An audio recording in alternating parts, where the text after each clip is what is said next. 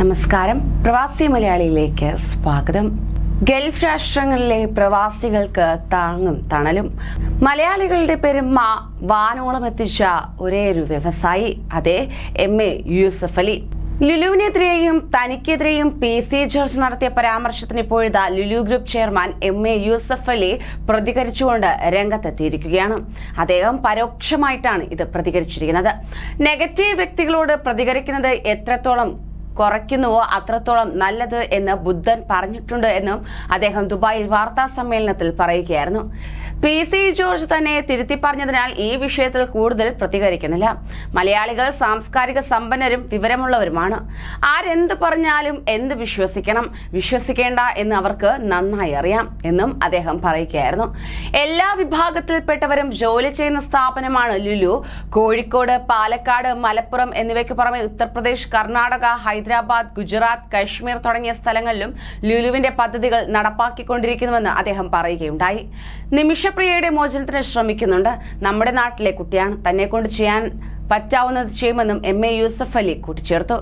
അതോടൊപ്പം തന്നെ ലുലുവിന്റെ ഓഹരി വിൽപ്പന 2023 മധ്യത്തോടെ തുടങ്ങുമെന്നും ജീവനക്കാർക്ക് മുൻഗണന നൽകുമെന്നും MA യൂസഫ് അലി പറയുകയായിരുന്നു. ജീവനക്കാർക്ക് ഗുണം ലഭിക്കുന്ന രീതിയിൽ മാനദണ്ഡമുണ്ടാകും. മലയാളിക്കും ഓഹരി നേടാൻ അവസരമുണ്ടാകും. അവരാണ് തന്നെ വളർത്തിയത്. 2024 ഡിസംബറിലെ ലുലു ഹൈപ്പർ മാർക്കറ്റിന്റെ എണ്ണം 300 തികയ്ക്കുമെന്നും അദ്ദേഹം കൂട്ടിച്ചേർത്തു. അതേസമയം Lulu group chairman MA Yusuf അലിക്കെതിരെ നടത്തിയ പരാമർശം പിൻവലിക്കുന്നതായും മുൻ MLA PC ജോർജ് കഴിഞ്ഞ ദിവസം വ്യക്തമാക്കിക്കൊണ്ട് രംഗത്തെത്തിയിട്ടുണ്ടായിരുന്നു. മറ്റു കാര്യങ്ങളിൽ ഉറച്ചു നിൽക്കുന്നതായും അദ്ദേഹം പറഞ്ഞു. മുസ്ലിം തീവ്രവാദികൾക്കുള്ള പിണറായി വിജയന്റെ റമദാൻ സമ്മാനമാണ് തന്റെ അറസ്റ്റെന്നും ജോർജ് പറയുകയായിരുന്നു. വിദ്വേഷ പ്രസംഗ കേസിൽ തിരുവനന്തപുരം ഫസ്റ്റ് ക്ലാസ് മജിസ്ട്രേറ്റ് കോടതി ജാമ്യം അനുവദിച്ചതിന് പിന്നാലെയാണ് ഇദ്ദേഹം ഇത്തരത്തിൽ മാധ്യമങ്ങളോട് സംസാരിച്ചത്. പരിപാടിയിൽ ഒരു കാര്യം മനസ്സിൽ നിന്ന് ആശയമല്ല പറഞ്ഞത്. യൂസഫ് അലി വളരെ മാന്യനാണ്. പിണറായി സർക്കാർ റിലയൻസിന്റെ ഔട്ട്ലെറ്റ് തുടങ്ങാൻ നീക്കം നടത്തുന്നതിനെ ഞാൻ എതിർത്തിരുന്നു.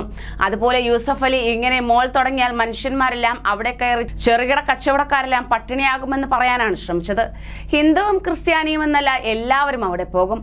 മുസ്ലിങ്ങളാണ് കൂടുതൽ പോകുന്നത്. അതുകൊണ്ട് യൂസഫ് അലിയുടെ ഈ സ്ഥാപനത്തിൽ കയറരുത്. സാധാരണക്കാരുടെ സ്ഥാപനത്തിൽ കയറണമെന്നാണ് താൻ പറയാൻ ശ്രമിച്ചത്.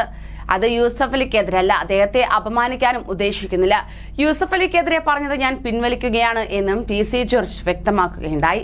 ഇത്തരത്തിൽ യൂസഫ് അലിക്കെതിരെ പറഞ്ഞതിൽ പ്രവാസികളെ ഏറെ ചൊടിപ്പിച്ചിരുന്നു. ഇതിന് പിന്നാലെ ഗൾഫ് രാഷ്ട്രങ്ങളിൽ പലയിടത്തു നിന്നും മലയാളികൾ പ്രതികരിച്ചുകൊണ്ട് രംഗത്തെത്തി. എന്നാൽ താൻ പറഞ്ഞ കാര്യങ്ങളിലെല്ലാം തന്നെ ഉറച്ചു നിൽക്കുന്നതായാണ് PC വ്യക്തമാക്കിയത്. തെറ്റെന്തെങ്കിലും പറഞ്ഞിട്ടുണ്ടെങ്കിൽ പിൻവലിച്ചിട്ടുമുണ്ട്. എനിക്കതിൽ മടിയില്ല. ഹിന്ദു മഹാസമ്മേളനത്തിൽ മുസ്ലിം തീവ്രവാദികളുടെ വോട്ട് എനിക്ക് വേണ്ട എന്നാണ് പറഞ്ഞത്. ഇന്ത്യ രാജ്യത്തെ സ്നേഹിക്കാത്ത മുസ്ലിമിന്റെയും ക്രിസ്ത്യാനിയുടെയും ഹിന്ദുവിന്റെയും വോട്ട് വേണ്ടെന്ന് പറഞ്ഞ് ഞാൻ എങ്ങനെ വർഗീയവാദിയാകും എന്നും അദ്ദേഹം ചോദിക്കുകയുണ്ടായി. ഒരു മതസമുദായത്തിൽപ്പെട്ടവരുടെ ഹോട്ടലുകളിൽ വന്ധ്യംകരിക്കാനുള്ള ശ്രമം നടത്തുന്നതായുള്ള പ്രസ്താവനയെക്കുറിച്ചും അദ്ദേഹം പ്രതികരിച്ചു.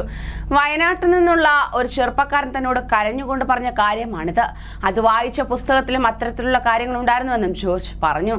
താൻ പറഞ്ഞതിൽ മതസൗഹാർദ്ദത്തിന് വിരുദ്ധമായി എന്തെങ്കിലും ഉണ്ടെന്ന് കരുതുന്നില്ലെന്നും അദ്ദേഹം വ്യക്തമാക്കി.